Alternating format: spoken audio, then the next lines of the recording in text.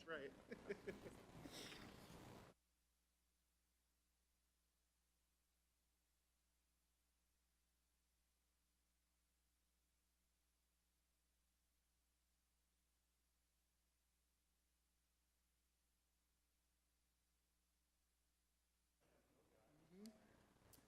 Hello, everyone. No guy. That's our yin and yang we got. Are we ready to get started? I'm over here. Hello. So our presiding is unable to attend. The mayor is online. Hello, Mayor. Oh, As city clerk, I'm going to take over running the meeting in the absence of the acting president being here. So we are going to get started by calling roll. LeBlanc? Is he here? Lucas? Cooper? Pinkley? Here. Williams? Here. Stepp? McBratney? Here. Milton? here. Finance Committee, you have a quorum. All right, so the first item is approval of the Finance Committee minutes for the September 11th, 2025 and the October 6th, 2025 joint meeting. Do we have a motion to approve? So moved. Second? All those in favor say aye. Aye. All those opposed, same sign. Motion carries. And then we will move on to review and acknowledgement of disbursements for $45,000 and over for July through September 2025. I believe Allison is going to present that one. The disbursements.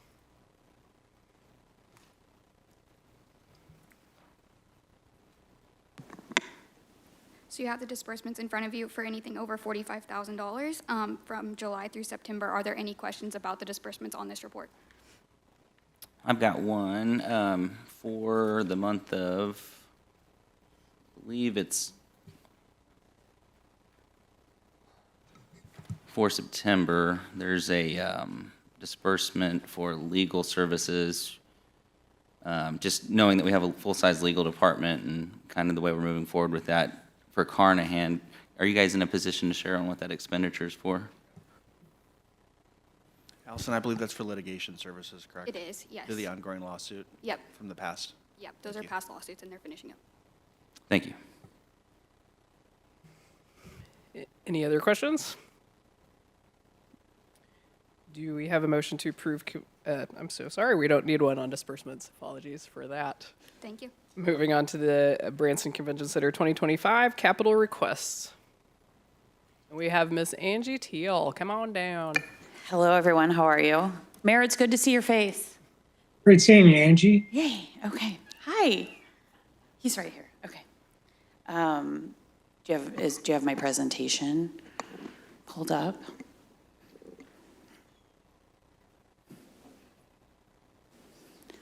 Okay. Presentations are better with pictures. I'm here today to request our 2025 capital purchases. There's 3 items on the list. There we go. Perfect. Okay. The purpose of this presentation is to request capital funding approval for 3 critical infrastructure projects essential to the continued reliability, safety, and operational efficiency of the Branson Convention Center. These projects address end-of-life and end-of-service systems that are vital to our daily operations, guest experience, and public safety. The 3 projects are to replace end-of-life network switches to ensure stable connectivity across all operations, upgrade the outdated parking pay system to a modern, user-friendly platform that supports current pay technologies, and expand and enhance the security and access control system to strengthen the asset protection and align with best practices in public venue management. The first project is the network switch refresh, with a cost of $88,000. Our concerns are the current system was installed in 2019 and is end of life of end of support as of this month. Signs of hardware failure and impact to our operations, the lack of network redundancy, and intermittent outages due to unstable connections. The benefits to upgrading the system is improved power over Ethernet delivery, enhancing our Wi-Fi performance site-wide, address additional design limitations, providing more ports and better bandwidth allocations, improve stability and speed for wired connections, and provide peace of mind by reducing the risk of network-wide failures. This system, we are finding some downtime or down spots in our Wi-Fi connectivity currently due to this, the switches needing to be refreshed. We're also finding where our common drive where we store all of our data and stuff like that is slow to respond and potentially could be on the verge of a crash of that system, losing all of our historical data. Any questions on this project? No? Okay.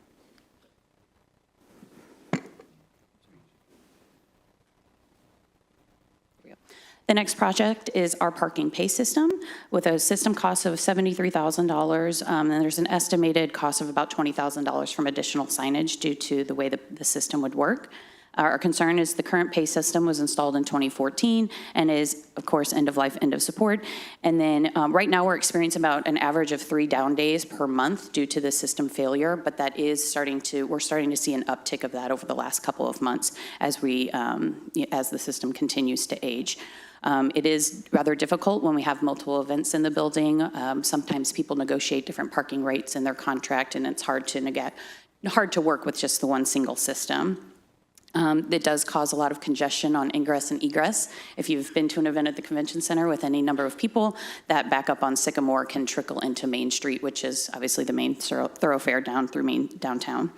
And then the system right now does not provide any docked security. So once you're in that south lot, which is just south of the convention center, there's no protection of anybody pulling up to the dock, which is a safety concern. The benefits to a new system, it is a free flow parking system, so it uses license plate reader cameras at each entrance, so it scans your license plate when you go in.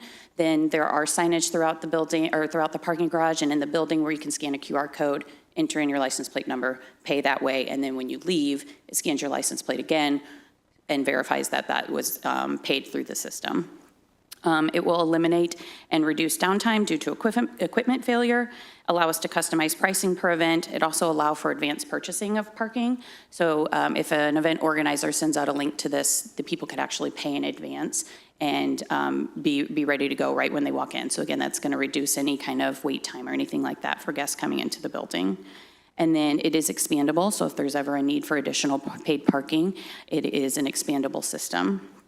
And then we would also recommend adding the flock camera system and talking to Chief Schmidt.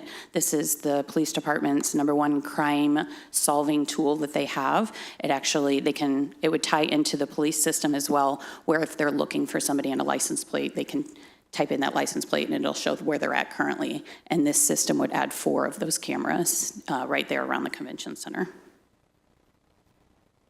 This is this is my lovely artwork. So the map there with the red boxes shows the 3 current access points into the parking garage and then the south lot.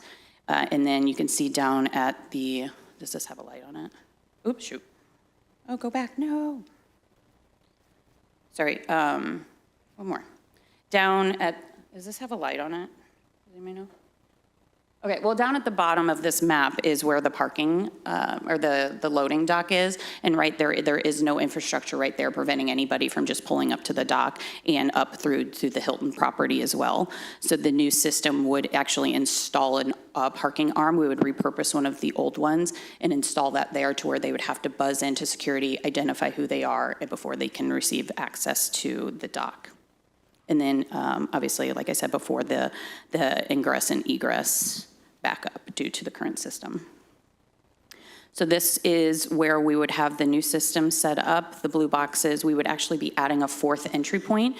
So the farther down the south lot, there would be another access point that's currently blocked off with some barricades because there was no pay system put in there, and that would allow people to enter the parking lot through that entrance as well. The yellow box is where we would add that parking arm to control access to the dock, and the red dots are those flock camera systems. This upgrade system would also reduce the need, or actually eliminate the need for physical parking passes that can get lost, stolen, misplaced, things like that. Any questions on that project? Sorry, before I go on. Alex, safety and security, I think, is your GM, so any questions? No, that's great. I appreciate you bringing that up. So it goes without saying, having those flock cameras throughout the city is a huge win. It's smart. adding it down to the convention center is equally important. Lots of kids, lots of folks down there milling about, so just being vigilant is important. And then just the loss of revenue from having systems down and the reputational loss when you have inferior equipment. I know we've already passed the network switch, but it's just being smart and making sure that as we're trying to continue to be a place that people want to book for their events, that we're a premier destination. So it's Exactly. thoughtful and smart on your guys' part. Thanks, Alex, I appreciate that. And then the last item is to expand our current security system and access control. The cost on this is $400,000. Right now, we do have a lack of full coverage of our camera system on the building, so there are blind spots to where we cannot follow people through the building, because we do have 24/7 security. Someone is always monitoring those cameras, and right now, we do have a lack of full coverage. And then additionally, the hard keys to the building are original to the building. And there's been a change of management company in that time frame, so I do have a concern for the accessibility into some of our critical infrastructure closets due to that. The benefits would be full camera coverage of the convention center, parking lot, and then exterior of the building, including the roof access. We do not currently have any monitoring of the roof, which is a safety concern. And then it's going to ensure proper access into employee-only spaces in restricted areas. And then we would also increase our automatic archive of data to 90 days over 60, which is an industry best practice. Oh, any questions on that before? I was going to do maps and show you where the lack of coverage is, but I don't necessarily want all of that to be public documents. So if anybody wants to see that, I can show you offline. So here's the breakdown. Network switches at 88,000. The parking space system, PACE system was the 73 plus the 20 at 93. The security expansion at 400, which totals just under 600,000 at 581,000. The good news is that I don't need any additional money from the city because we already have this. We have a balance of 707,000 in our reserved capital fund at the convention center, which is funded with 4% of our gross revenue every month. So I'm just asking for approval to be able to spend the money on these projects. Any questions? On your capital glide path, obviously you've identified these as the things that you need to do at this point in time. Do you see anything coming beyond this list with that revenue replenishment? Or I'm sure you've already done your due diligence on that, but what would be like the next thing you see coming, and Sure. what time frame you would generally expect that to come? That's a great question. So the things that we have for 2026 are going to be revenue generating items, some equipment that we can buy that the clients need that they're currently having to outsource, like some performance staging, some food and beverage kiosks, things like that. So probably the biggest critical infrastructure need that we would have right now is our HVAC system is nearing its end of life. However, there is possibly an insurance claim that is going to be able to cover that. However, that project alone is going to be far beyond what that 4% is going to cover. That's probably going to be around the $1.5 million range, so we would need to request additional funds for that. The other thing is the elevator in the parking garage. That one is also showing signs of age and getting close to end of life. But again, that one would be more than a 4% would cover, so we would ask for additional funding for that. Thank you. You're welcome. Yeah, next year I plan on buying really fun stuff. Not that parking systems and security systems aren't fun, but next year we're gonna hopefully spend some money on some fun stuff. Any questions? All right. Thank you, Angie. Thank you. So do we have a motion to approve the convention center capital requests? So moved. Second? All right. Any discussion? Any more questions, comments for Ms. Teal? Great. Thank All you. those Appreciate in it. favor, say aye. Aye. Aye. All those opposed, same sign. And the motion carries. Thank you. I appreciate it. The next item is the third quarter financial update. And Allison's going to talk to us about that. Good morning. Before you have the third quarter financial update. So we'll start with the general fund. So year-to-date, general fund revenues are $506,000 greater than this time last year. And this is excluding transfers, so this is true revenue. It's not coming from any other funds, which is nice to see that we have about, we have 500,000 over this time, and we see that 3% increase in taxes and franchise fee revenue. So we are seeing an increase in tax collections over this time last year. Here you can see our budgeted revenue and expenses compared to where we are at year to date. So 75% of the year is complete, and we've collected 77% of total budgeted revenues for the year and expended 67% of budgeted expenses. Moving on to tourism fund. So as of Q3, our year-to-date revenues have increased 12% in the tourism fund. We're seeing theater revenue increase and a lot, and then campground revenue decrease, and we'll get to that slide later.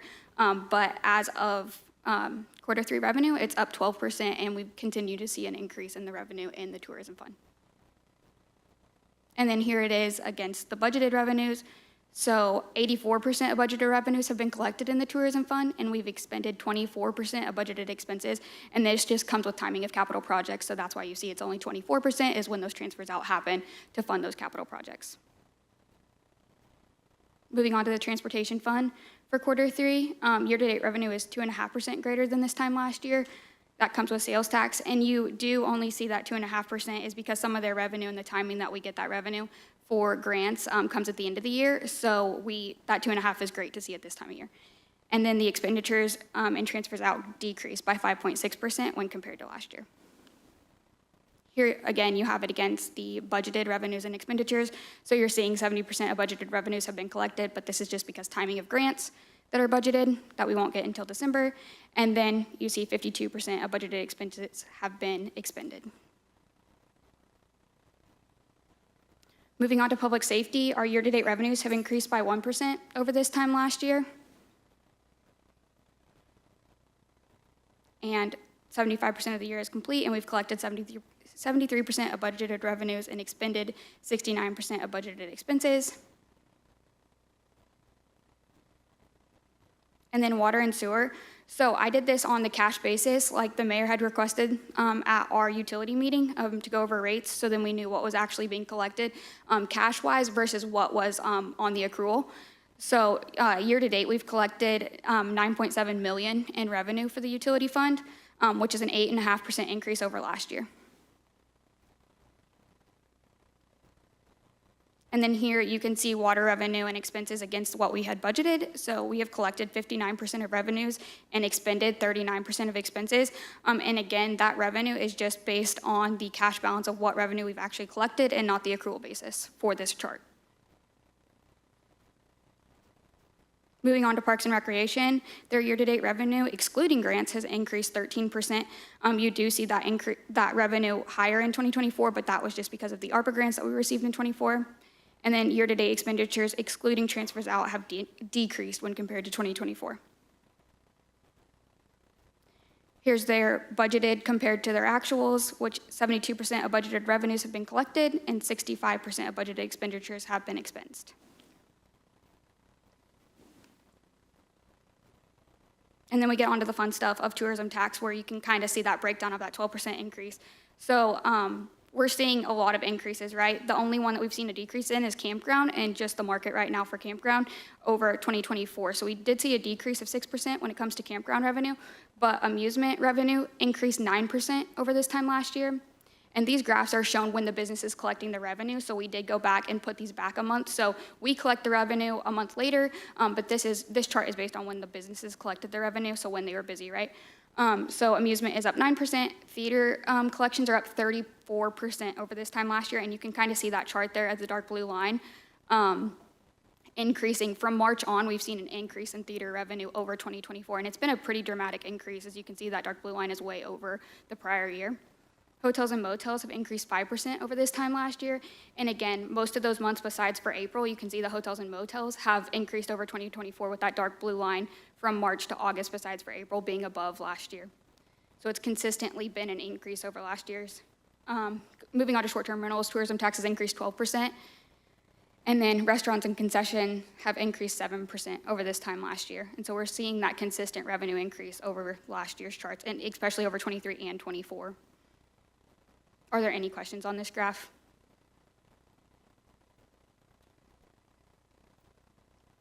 And then lastly, we have our sales tax. So our unrestricted 1% city sales tax is increased 4.8% over this time last year. And this is 2 months prior, right? So we're collecting this revenue. So it's reported as of September, which is really July. That's all we've collected so far in sales tax revenue. So that's 4.8% greater than the third quarter of 2024. And then public safety is a 3% increase for their tax revenue. And then transportation is also a 3% increase over 2024. I know I went through that kind of fast. Are there any questions about the graphs that you saw? I think it's exciting to get to see these numbers, despite the fact that there's a lot of crazy stuff going on nationwide. I know in the TCED we've seen, you know, beyond the city that we're doing pretty well, all things considered, with other people, and so that's a tribute to our CBB partners. That's a tribute to you guys here being thoughtful about how you're marketing, advertising, and expending funds. So thank you again for just being very responsive to that, and then also just the inquiries that come from up here and out in the community about what they want to see as far as the sales tax and tourism tax revenue.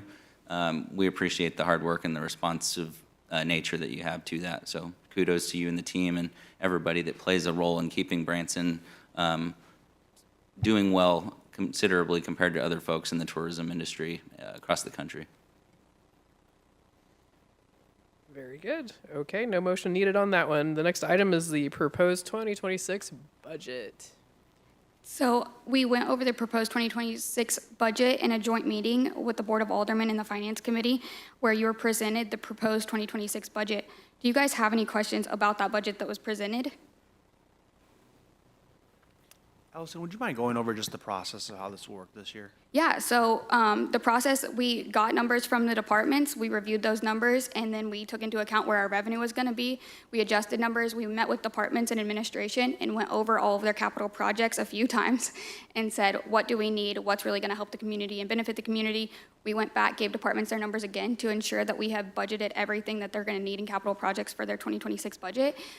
Went back with administration, met through everything, made sure everything made sense, gave them back to departments, and made a few tweaks, and then we brought the proposed budget to the board.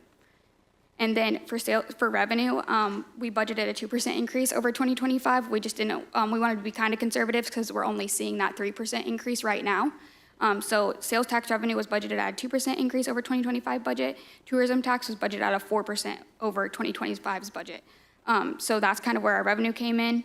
And then we had a couple decreases when we look at the 3-year average. So some capital and contractual services actually decreased for next year just because we didn't just keep the number consistent for some of those lines if we haven't been spending it. So we moved some funds around if we weren't spending it over the 3-year average. So you also will see a decrease based on those that we haven't been expending that full balance that we've been budgeting over the last 3 years.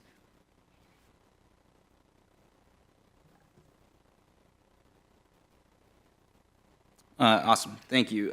So could you remind me, I know from the joint meeting it was brought up, the cost of living increase that's forecasted, I showed that as at 1%, is that correct? Yes, and I should have just said that, sorry. So in the personnel budget, we did a 1% cost of living increase and a 4% merit increase. Health insurance was a 10% increase over current expenses. So we didn't take 25's budget and then do the 10% increase. We took what we're currently paying and then did the 10% increase on that. And then work comp is budgeted as a 5% increase in that personnel budget. Okay. Yeah, I know that it's difficult when you're looking at all costs across the board budgetarily, and just looking at the human capital side of it. I'm sure you've already done the due diligence, but when you look at the cost of living, obviously the merit, that's an important aspect of that. But with COLA, as you look at the inflation rate, just some thoughts on how we can creatively attack that. Because the only thing that comes to mind for me is as you move forward and we onboard new staff, just making sure we don't put ourselves in a bind with salary compression as we continue to move into a more cost-restricted environment. So I'm sure that's already been thought about. Yes, and we reviewed this with Haley, and Haley also takes into account other cities around us, and everyone's doing pay studies, and we've had pay studies, and so we are trying to keep that increase and stay in line with that, and that's kind of where our merit comes in and everything, and Haley can touch on the COLA and why we did the 1%. I was actually just going to share that most of the city is going to end up around a 3% increase based off that merit and the COLA combined. right? So we're really trying to pay you for performance and put the dollars there as opposed to just handing it to everyone. So that's usually our intent. We scale our evals. Sorry, I didn't expect to speak, so I got up in a hurry. We scale our evals based off of your score. So the score that you receive dictates what percentage in merit you receive as well, with, again, that intent to really pay you for the high performance. So you have a potential to actually make a maximum of 5%, but on average, we'll probably hit around 3 total. That's the big goal. How we get there, the merit piece, like I said, is very important because you want to pay for performance. It's just making sure, in the long-range planning aspect of it from a budgetary standpoint, Right. one of the things that's out there is just trying to avoid salary compression because those new rates are going to get set according to new positions, and mainly just looking at it from not just recruiting, but a retention standpoint of keeping qualified staff here that are doing a great job ahead of costs that, Yep, agreed. in the environment they're in. So thank you. Yeah, you're welcome. Any other questions?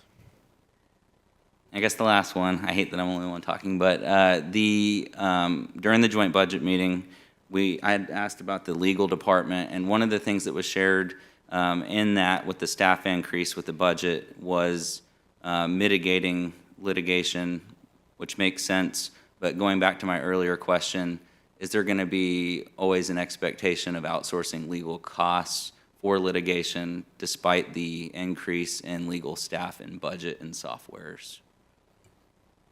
So I can touch on that, and Alex can step in where he needs to on this, but we are building up that department. But as we said earlier with Carnahan and Evans, we do have some outstanding litigations that we're letting those people that had started the case take care of. So you will see that there's some budgeted in 2026 to finish out those outstanding litigations, and then we expect our legal department to handle most of that internally with only a few things being outsourced if they absolutely have to be. So right now, and especially in the 2026 budget, we're trying to get rid of all that outsourced stuff and really use our in-house legal department. Alex, do you have anything to say about that? You answered that perfectly. Thank Okay. you, Allison. Awesome, thank you. Anybody else? Okay, so on this one, the code stipulates that the Finance Committee reviews and makes recommendations to the Board of Aldermen on the budget. So the proposed motion is to recommend the 2026 budget for the Board of Aldermen approval and submit a formal memorandum to the Board of Aldermen memorializing the Finance Committee's recommendation. I know. You don't have to repeat that. I'm just saying that's the essence of the motion that we're going to. So it'll be in the form of a memo that helps also document this decision. So This is just a little bit of a new approach because we really wanted to take into account Finance Committee's recommendations for this budget. So I thank you to staff and everyone for putting this together because I think we're just really trying to memorialize the Finance Committee's role throughout this whole process. That's why you see the memo this evening, today. I will make that motion as stated by the city clerk. second. All those in favor say aye. Aye. All those opposed, same sign. And the motion carries. Thank you very much. The final item is the proposed 2026 quarterly Finance Committee meeting. Uno momento. So sorry. Yes. I just wanted to say thank you to you and your staff for all the work you put in on the budget this year. Thank you. Okay. Proposed 2026 quarterly Finance Committee meeting schedule is what we're going to discuss now. Yeah. So we wanted to bring the schedule before you. We've had a couple difficulties just getting quorum and everything, so we wanted to propose the schedule at today's meeting before next year so we could kind of have this set in place. I know with the 10 o'clock time, a few people can't make it just because of their jobs and everything else, and we want to ensure that everyone on the board has the chance to actually participate in the meetings. So this is our proposed schedule. We haven't set times for these, but it is going to be we have said the fourth week of the month following the end of the quarter, because that gives finance time to post everything that needs to be posted and reconcile it after month end, and then bring them to you and present them in the proper manner. So these are the dates that we're looking at for 2026. Where we'll present quarter 4 in February, quarter 1 in April, quarter 2 in July, and quarter 3 in October. Do you guys have any recommendations on times during the day that work better for you as a board than the 10 o'clock time that we currently have?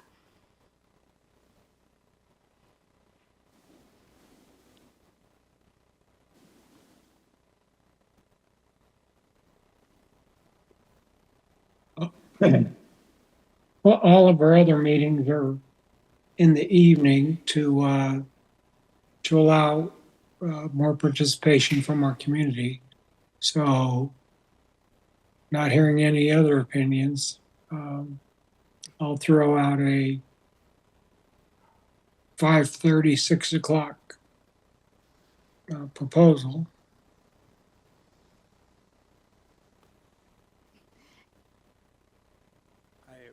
I appreciate that, but I guess one of my concerns is I don't think that Clay would be able to make any of those because of his schedule.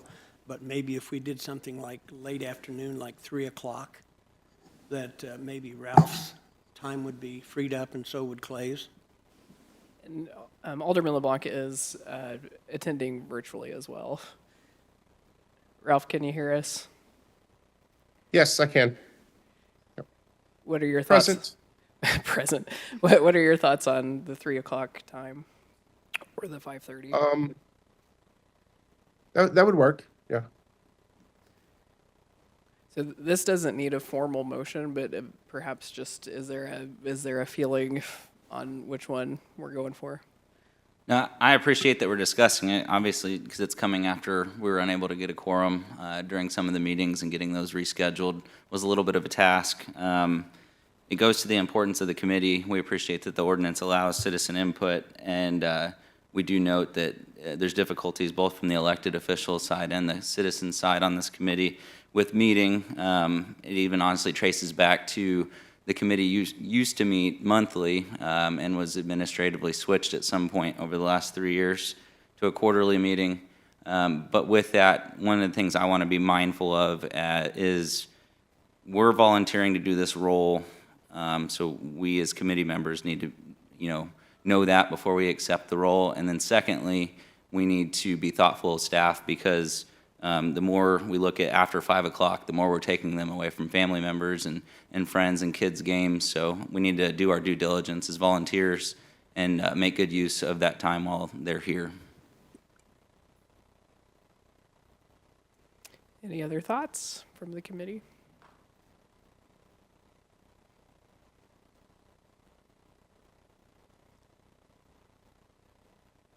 So then 3 o'clock, is that what everybody is thinking, leaning towards, and moving? Mayor, what are your thoughts on 3? If the committee decides on 3 o'clock, then that's what we should do. I don't know about Clay's schedule, but we're only talking about 5 meeting dates next year. Okay, very good. 3 o'clock it is. And with that, does anybody else have any questions or comments? At large or on the topic? No, at large. Okay. Thanks again. There's a lot of hard work that goes into this. I do appreciate the fellow committee members' work on this, our teammates at City Hall for what you guys are putting into this. The community does ask a lot. We're extremely transparent. There's a lot of details back and forth on how we get where we want to go. But at the end of the day, the type of problems that we have are not the same type of problems that other people have across the country. And so I just want to reiterate that it's a pleasure to get to be here as a citizen, being extended an opportunity by our government to be actively involved. I don't take it lightly, and I do appreciate each of you for what you do individually in your own departments as we take care of each other as, roughly 12,000 residents, and then the 8 to 10 million folks that we see come to our door. It is a team lift, and so you are appreciated greatly. Thank you. Anybody else? All right, with that, do I have a motion to adjourn the Finance Committee? Second? Second. All those in favor say aye. Aye. All those opposed, same side. And motion carried. Meeting adjourned. Thank you very much, everybody.